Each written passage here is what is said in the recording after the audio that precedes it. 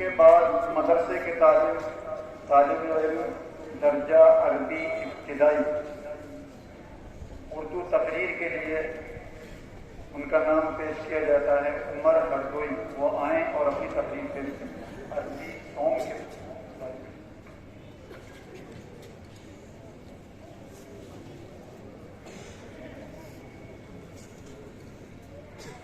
السلام علیکم ورحمۃ اللہ وبرکاتہ. نحمده ونصلی علی رسولہ الکریم. اما بعد. محترم حضرات اور صدر جلسہ، آج میں ان یاران باصفا، شہیدان عشق و وفا، وارثان بلال اور سراقیل آزادی کے تذکرے کی سعادت حاصل کر رہا ہوں، جن کے قلب و جگر اسلام کی عظمت سے معمور تھے، جن کے چہروں پر عزم و استقلال کی کرنیں جلوہ فگن تھی، جن کی ایک تاریخ ہے، جن کی ایک داستان ہے. حضرات، اس چمنستان عالم کا پتا پتا اور بوٹا بوٹا اس بات پر شاہد ہے کہ یہ طبقہ ان اصحاب فکر و نظر اور وارثان قلب و جگر کا طبقہ ہے جنہوں نے تاریخ کے ہر موڑ پر اس امت کی رہنمائی کی ہے.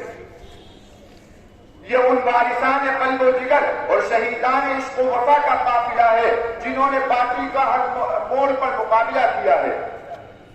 جب بھی باطل نے حق کو چیلنج کیا ہے، انہوں نے اس کو قبول کیا اور سر بکف میدان میں آ نکلے.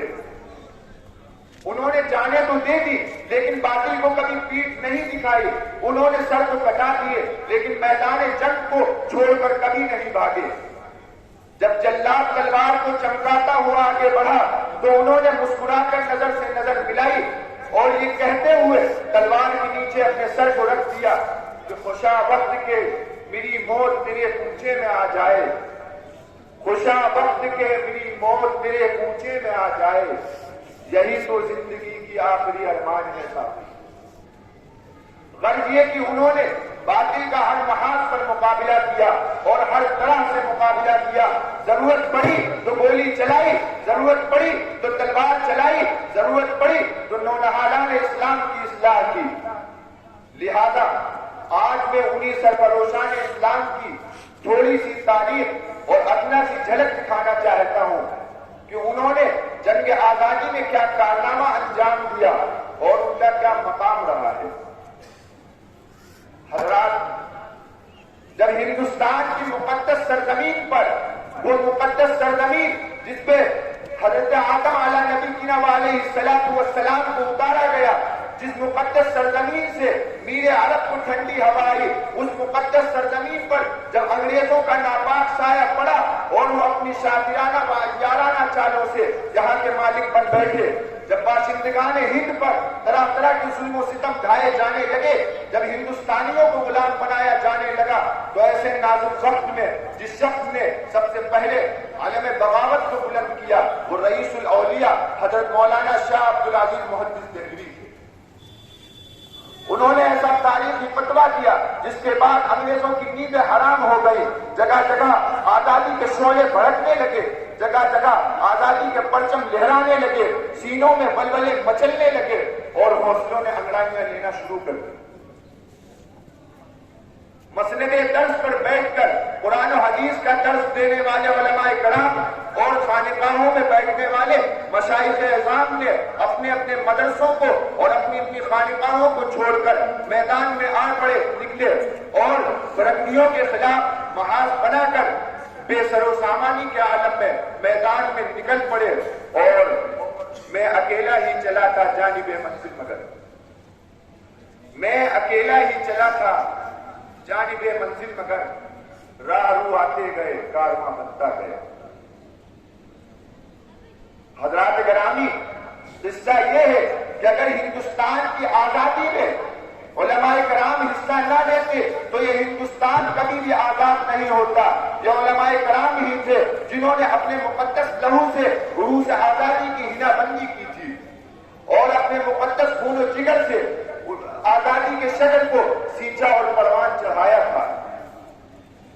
چنانچہ 1857 عیسوی کی جنگ آزادی میں 2 محاذ بنائے گئے، ایک امبالہ پر جس کی قیادت حضرت مولانا جعفر تھانسری رحمہ اللہ کے پاس تھی، اور دوسرا شاملی پر جس کی قیادت حضرت حاجی امداد اللہ مہاجر مکی کے پاس تھی۔ اس جنگ میں بڑے بڑے علماء و صلحاء شہید و زخمی ہوئے۔ اس جنگ میں تقریباً 2 لاکھ مسلمان شہید ہوئے، جس میں سارے 51,000 علماء کرام تھے۔ لہذا وسائل کی قلت اور اپنوں کی غداری کی وجہ سے اس جنگ میں فرنگیوں کا غلبہ ہوا، تو وائسرائے برطانیہ نے اپنے ہندوستانی مشیروں سے رائے طلب کی کہ بتاؤ ہندوستان میں تمہاری حکومت کیسے قائم رہ سکتی ہے؟ تو ہندوستان کے اس وقت کے سب سے بڑے سیاستدان ڈاکٹر ولیم گول نے کہا تھا کہ ہندوستان میں سب سے زیادہ بیدار مسلمان ہیں اور یہ جنگ مسلمانوں نے لڑی ہے۔ اگر ہندوستان میں حکومت اپنی قائم رکھنا ہے تو مسلمانوں کے دلوں سے جذبہ جہاد کو ختم کرنا ہوگا۔ لہذا اگر ہندوستان میں اپنے آپ کو قائم رکھنا ہے تو ہندوستان سے علماء کرام کو اور قرآن کو ختم کرنا ہوگا۔ انگریز مورخ مسٹر ٹامسن اپنی یادداشت میں لکھتا ہے کہ سن 1864 عیسوی سے لے کر سن 1867 عیسوی تک انگریزوں نے ہندوستان سے علماء کرام کو ختم کرنے کا فیصلہ کیا۔ ٹامسن کہتا ہے کہ دلی کی چاندنی چوک سے لے کر خیبر تک کوئی ایسا درخت نہ تھا جس پر علماء کرام کی گردنیں نہ لٹکی ہوتی۔ ٹامسن کہتا ہے کہ علماء کرام کے جسموں کو تانوں سے داغا گیا۔ ٹامسن کہتا ہے کہ دلی کی لاہور کی شاہی مسجد میں جس کے صحن میں انگریزوں نے پھانسی کا پھندا بنایا تھا، اس میں ایک دن میں 80 سے علماء کرام کو پھانسی دی جاتی۔ ٹامسن کہتا ہے کہ دریا راوی میں 80 سے علماء کرام کو گولیوں میں بند کر کے ڈال دیا جاتا تھا اور اوپر سے گولیوں کا نشانہ بنا دیا جاتا تھا۔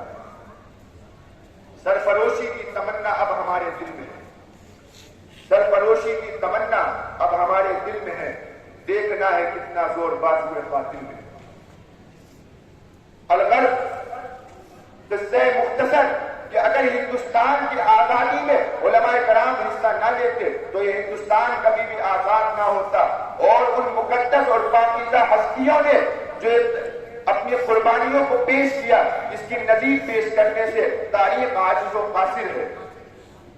ہمارے اسلاف نے یہ قربانیاں، یہ جنگ شہرت و ناموری کے لیے نہیں لڑی، بلکہ جب 15 اگست 1947 کو یہ کارواں منزل مقصود پر پہنچا تو یہ تیر کارواں گمنامی میں جا بیٹھے اور دنیا داروں سے کہہ دیا کہ ہمارے ہندوستان کو ہمارے مجسمے اور ہماری شہرت کی ضرورت نہیں، کیونکہ ہمارے ہندوستان کا پتا پتا بوٹا بوٹا حال ہمارا جانے ہے، پتا پتا بوٹا بوٹا حال ہمارا جانے ہے، جانے نہ جانے بل ہی نہ جانے باپ کو سارا جانے۔ آخر میں اللہ سے دعا ہے کہ اللہ ہمیں بھی اپنے اسلاف کے نقش قدم پر چلنے کی توفیق عطا فرمائے۔ وآخر دعوانا الحمد للہ رب العالمین۔ السلام علیکم ورحمۃ اللہ۔